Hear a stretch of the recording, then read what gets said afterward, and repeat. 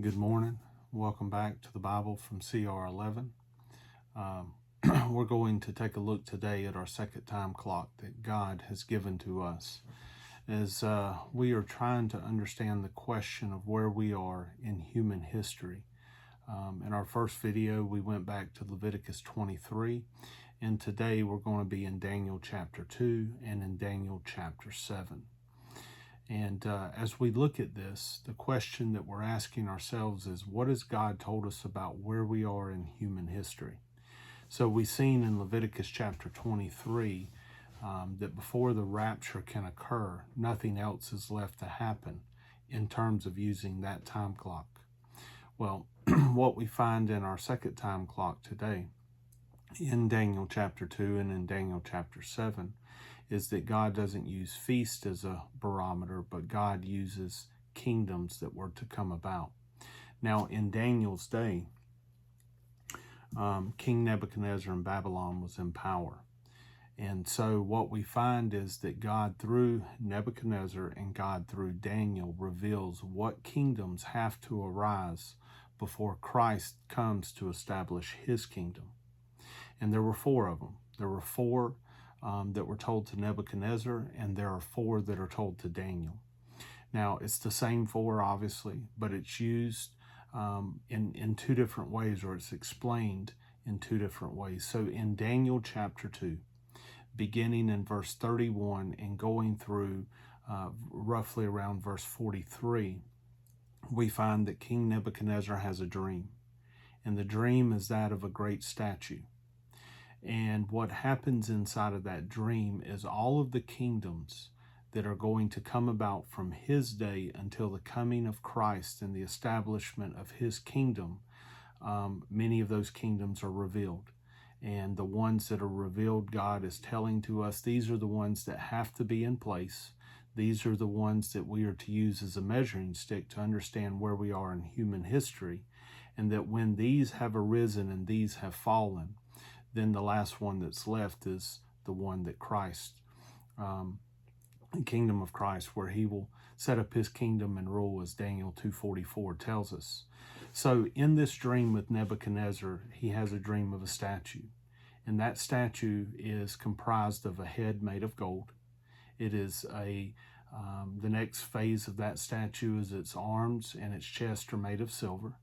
Its belly and its thighs are made of bronze, and its legs are made of iron.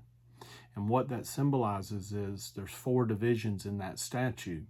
And what we find in that statue, they reveal the successive kingdoms, world kingdoms, that would come about from the day of Nebuchadnezzar until finally a kingdom would come about, one not made with hands, that would dash and destroy this statue. So the question is, who are those kingdoms? Well, the Bible identifies that for us as Nebuchadnezzar in Babylon is the head of gold on that statue. After them would be the Persian Empire. They symbolize the chest and the arms of silver. And it's the Mede-Persian Empire. It was really two different peoples who formed an alliance, the Persians being the most powerful, but they would succeed Babylon and Nebuchadnezzar. And all of this in Daniel's time and in Nebuchadnezzar's time is obviously prophetic. And it happened just the way the Bible said it would. The Babylonians were next. And then you find that the belly and the thighs would be of bronze. And that kingdom would defeat and succeed the Babylonians. That was the Greeks. And then finally the legs are made of iron. And that was the Roman Empire. Now, the Bible identifies all four of these for us.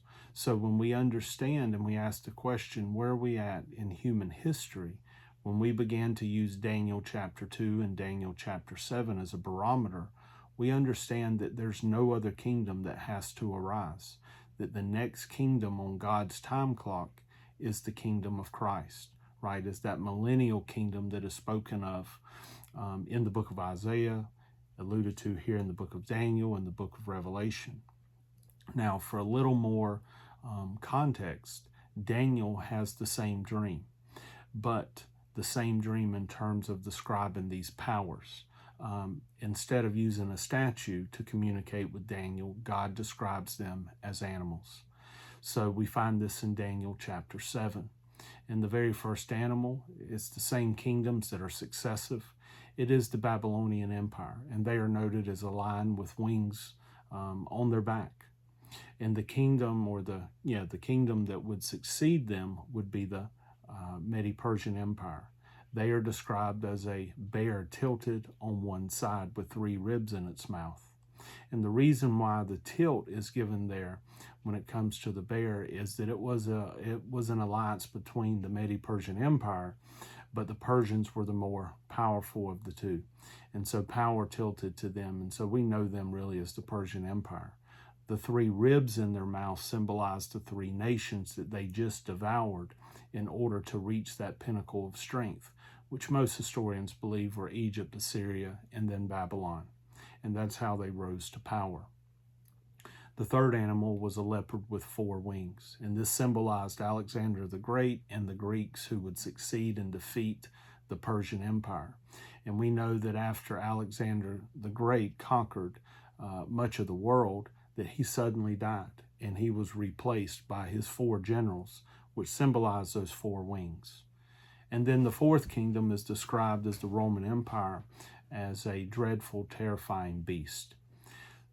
So we say all that, and each one of those can be explored much more in depth. I know they're very interesting to people oftentimes, but the whole point of us understanding this, and the question is, where are we at in human history? We have to understand that when we use this time clock, that God said that these kingdoms will arise and they will fall before I establish my kingdom. We ask this question: is there any other kingdom that needs to arise? Is there any other kingdom that has to take place before the rapture, the tribulation, and the establishment of the kingdom of Christ? And the answer to that question is no. There is no other kingdom that has to come about. There is no other kingdom that will come about in terms of preventing Christ from coming, in terms of God's timeline and establishing his. So what we find in these first 2 time clocks is that everything that has to be fulfilled, everything that has to be in place, is already in place.